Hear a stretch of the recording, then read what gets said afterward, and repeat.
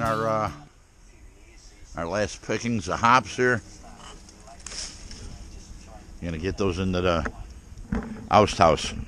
We're listening to at Finnroo here. Finnroo Home Brewing. His page just froze during his video. He's standing there. He's just it's like a podcast now. It's like calcium sulfate. He had a good brew, but the camera goofed up or something. So we'll sit here and listen to him as we go through the rest of these hops, because here's what I got in the bucket so far. This is the third picking, so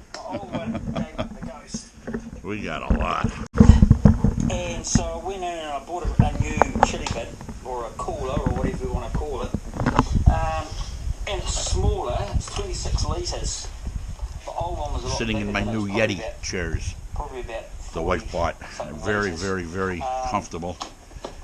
And a little bit expensive, but they're very comfortable for your spine and your comfort zone.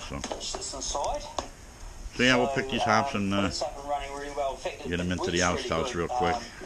This is the third picking. Like I said, we got 37 ounces already, and we're on our way for a good record haul.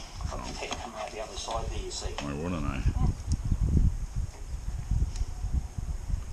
No, Finn, your video froze. It was funny. So you got a podcast going, he says. The heat really, really well, and I was having trouble with my. That's all right. You learn a lot from listening too. When you're busy enough to watch, I can just listen. I do that before. I've done it before. It was just probably starting to deteriorate on the inside. So yeah, that was a good call there. It suits me for, I would say, 95% of my beers, because most of my beers are about 4 to 5%. If I want to make a bigger beer, well, I have to try and fit it. I have to try and squeeze it all in. Anyway, so it went well. I put. You try to squeeze it all in. He says. Was 74. Then you got Captain Baily. That the camp cooker. His are off the chart there. They're up into the 9%, 10%, 11% range. He's brewing some strong beers over there. Cheers, Captain, if you saw that, if you see this video, if I ever put it up. Hope this is the third and final picking of the hops. We're guessing. I'm still going to have some stragglers. We're going to let come in over the next 3 weeks or so. They're really small, so we'll let them grow bigger over the time, and then we'll pick them, add it to the mix. Saves time. Why wouldn't I? And I'm happy with it, and I get good results, so why not? So my stroke water was 74 degrees Celsius. My mesh temp was 67, and I always try to get 67 when I'm meshing. That's no matter what I'm doing, a pale, a stout, or whatever, 67. That's about time for a little break. I've been doing this for almost an hour. I'm messing around with my numbers too much. We're going to find the middle way, and it works really well. I did an 80-minute mash, and my pH was 5.4. Our water here in Christchurch, the pH is way up. It's just over 8. So I found that my mash temperature's even. I don't want to use too many salts in my beer. So it starts to get a bit of a taste if you use too much. This will get in a video shortly. It'll be someplace. So I'll just say Proust. I think my camera's about to go dead. I didn't charge the batteries. We don't have any chloramine in our water here in Christchurch, but we have chlorine.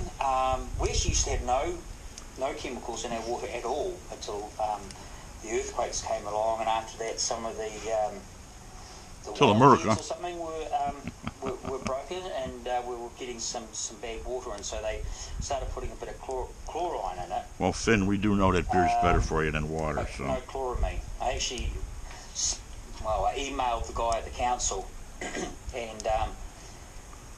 and he said, no, you're all right.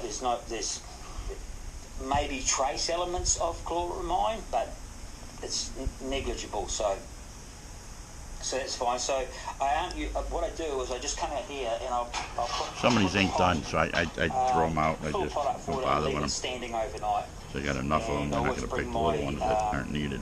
Well, I have been lately bringing my mash water up to the boil first, and then letting it drop down. Because the only reason that I do it, and I'm not 100%. And there goes the jet, so we'll shut the camera off. Ain't gonna be picking up much more on it. All right, this is hop picking number 3. Got a lot of hops going, a lot of hops. Not a lot in the freezer. I still got hops from 2020. So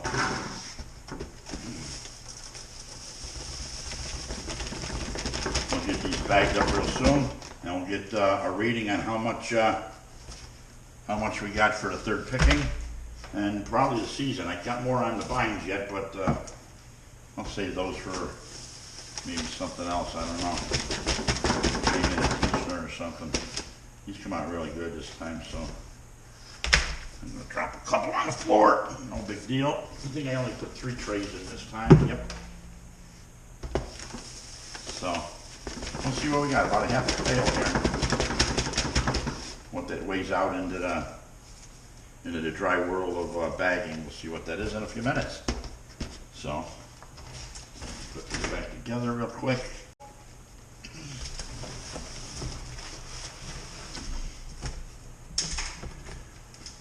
And let's see what we got.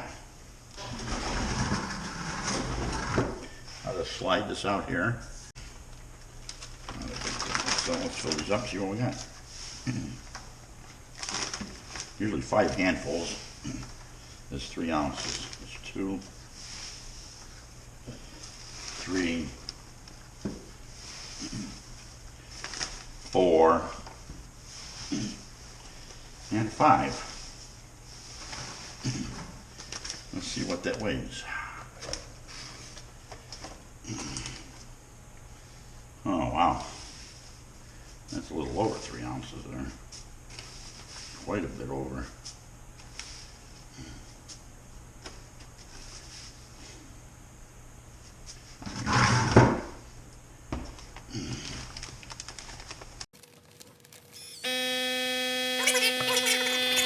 The third picking of the Cascade hops 2022. We got another 8 ounces. I wrote it down on a plate here. The first picking was 24, second picking 13, and the third picking is 8. All dried. And we end up with the 45 ounces of dried Cascade hops.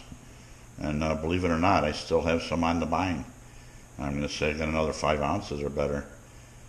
We'll pick those in a couple days, I guess. I'm going to let them finish off and grow because the season's not over.